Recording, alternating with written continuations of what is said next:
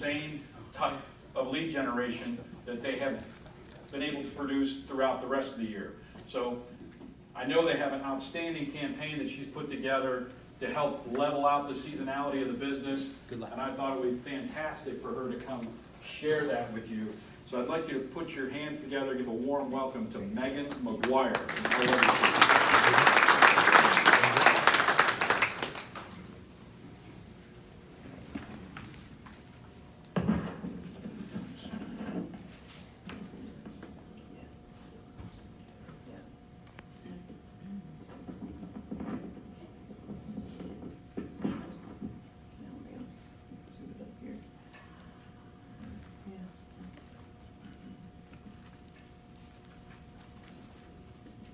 Alrighty. Your slides went out.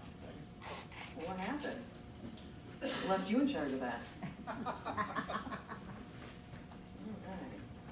Someone trip over the AD cord? Must be. Everybody hear me okay? Okay, fantastic.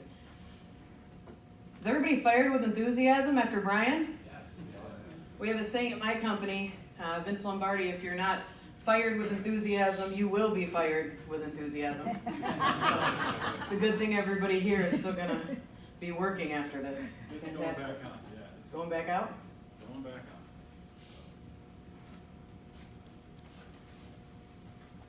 All right. You see it now? Coming into frame. Tell me when to go, Bill. All right.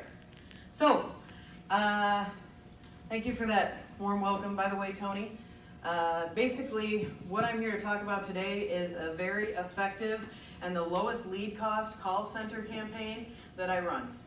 So, I have probably 12 different call center campaigns in different ways that we pump leads into our call center.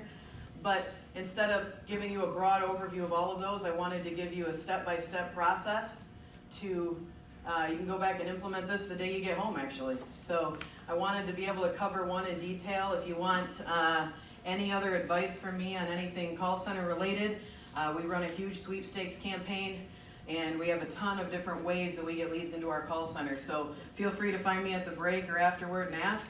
But for today, I'm going to go over our lowest lead cost call center campaign, which is our previous customer mailer campaign. You can also follow me on Facebook at Megan Knows Marketing if you want more information throughout the year. So, no? Good change? No? Are we doing it by hand? No, There we go. So a little bit about my background. Why should you listen to me is the first question, and that's figured I better share a little bit about where I came from and how I got to this point in marketing and sales and home improvement industry. My first call center marketing job, it was 19 years ago. So what I did is, anybody ever went to the mall and saw an RV or a truck and a big enter to win sign? Great, that was me. So I worked at a vacation club company, and I would call everybody that entered to win these things, and I would convince them to drive to my campground and take a 90-minute high-pressure sales pitch. That was my first marketing job. A couple things I found out about that job. Number one, once I got into any sort of sales and marketing, I never ever wanted to work food service again. That was the first thing I realized as a teenager. And secondly, if you could do something like this effectively, it was worth a lot of money to companies. So, I actually ended up in my first home improvement telemarketing job shortly thereafter, and that was for a company in the Kalamazoo, Michigan area, and they bounced my paychecks after a month and went out of business. So I started off with a bang in this industry. I was pretty excited, and you would think that that would have been enough and I wouldn't be back, but here I am, believe it or not. So I landed at my first real home improvement company as a telemarketer in 2006. Within a month, I moved up to call center manager, and within a year, I was a marketing director. I parted with that company in 2009. 2010, I ended up at All Weather Seal of West Michigan, which is where I am now. We just did just under 10 million last year. And one of the things that we're known for is we use very few and very little traditional forms of advertising. What I mean by that is 70% of our lead sources are outbound, aggressively marketed leads. Canvassing, shows and events, that sort of thing. So, one of the things that I do right now is half the time of my job I spend leading the marketing leaders in our company because I have departments set up with leadership. The other half of the time I spend leading the sales team. So do a little bit of both. The only direct mail that I actually use is what I'm here to talk about today. It's my favorite lead source because it's Christmas in July, literally. Keep thinking that's at the screen.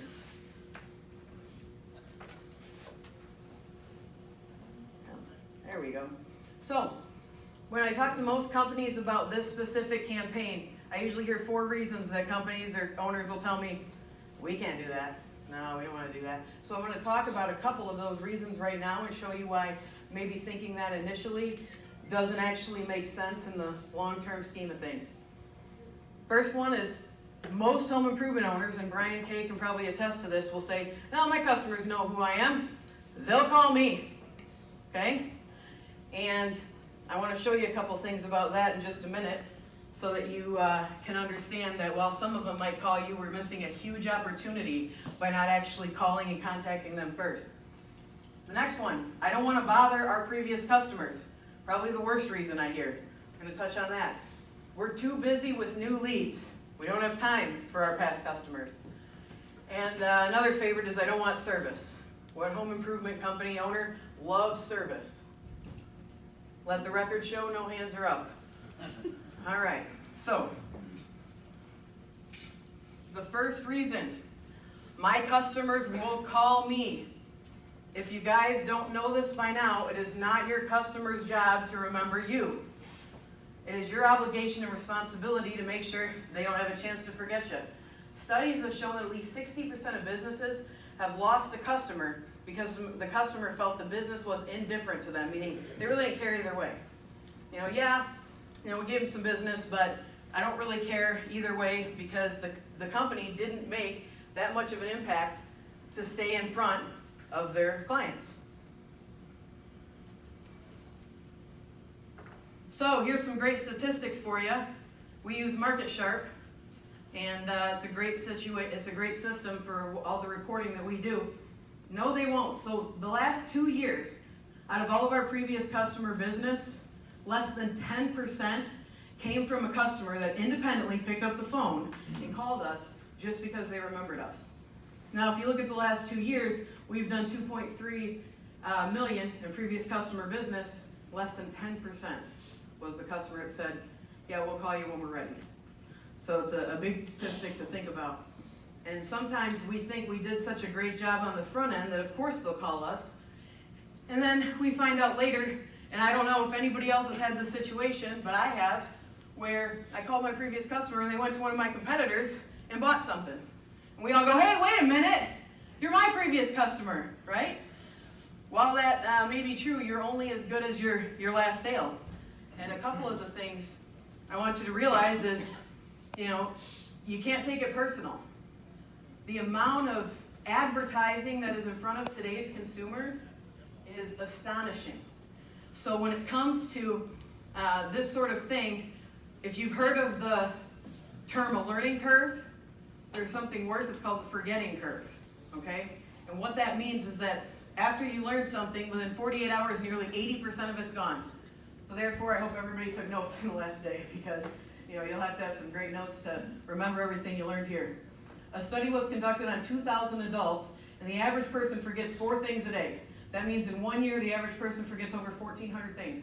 Now, what are the chances that your experience with them was one of those 1,400 things? Pretty good, right? We will literally be at shows and events. We will be flagging people down, and we're a very aggressive outbound marketing company, and we'll get a customer that we say, hey, if you were to win it, what would you choose? And they go, we just had our windows done. We said, really? They go, yeah. Oh, I think you guys did them, in fact, right? So they don't always remember right away. So it's important that we are able to stay in front of them because they will forget. One of the reasons that people forget, and not even so much forget, but just don't take an active role in remembering you, is because of something every single person in this room has in their pocket or on the table, and that's the cell phone. That is internet in my hand. So you think about it like this, the customer in their mind thinks, oh wow, I really had a good experience with this company. They installed my windows. When I need them, I'll just, what? Search them. Now, if anybody in here, which I'm sure there's a few that understand internet marketing, what's the problem with that? Everybody else comes up. They think, oh, we'll remember, we'll just search out windows in, your city. And then all of a sudden, you come up, but guess who else does? All your competitors. And if they have an aggressive campaign to extract the lead, your customer ends up in front of your competitor, and instead of you. The customer doesn't know anything about SEO, pay-per-click, Facebook algorithms. They don't know that. They just figure they can Google you when they need you. It used to be, years ago, 20 years ago in the home remodeling industry, people would keep your information in a file, right? They had a file folder of all the companies that they liked and worked with. 2019 is a whole different ballgame. So it's one of those things where it's our job to continue to stay in front of them just based on the fact that the way the times have changed, it's easier to forget us now. So that's another big thing that we have to remember. What are the big guys doing? I was going to ask who has an Amazon account, but Brian stole that from me. So, but Amazon Prime. The reason that places like Amazon Pride, Speedway gas station, my favorite, MAC Cosmetics, and then major credit card companies, they all do things to create brand loyalty. And that's the reward system. That's Amazon Prime. That's Speedy Rewards, right? Our Canvas team will have free gas for a month as much as we use Speedy Rewards, right? So it's one of those things that if we look at something Kyle Power said yesterday about standing on the shoulders of giants, these are some giants. And the question is, why not us? Well, I'm going to show you how we do that in a certain form today with our mailer. So, the next one. I don't want to bother our previous customers. Oh man, I cringe when I hear that one. Why? Because what's the definition of bother? Don't want to worry, disturb, or upset someone. I'm going to tell you something right now. In this industry, if you believe you calling your previous customers is bothering them, then you don't believe in your product 100%. You should probably sell something else.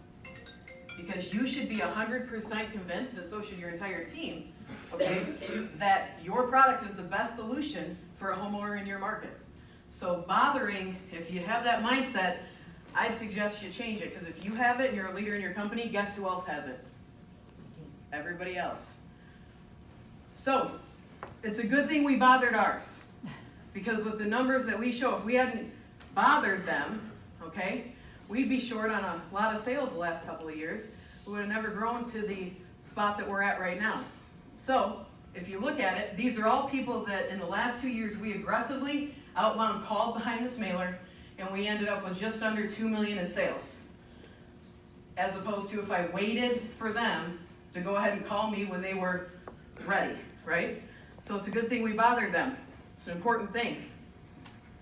The way we think about it, and the best way that I've found to really introduce it to everyone, is that if you are at a restaurant, let's say you're at a restaurant, okay, and the server comes back and says, "Did you enjoy your meal?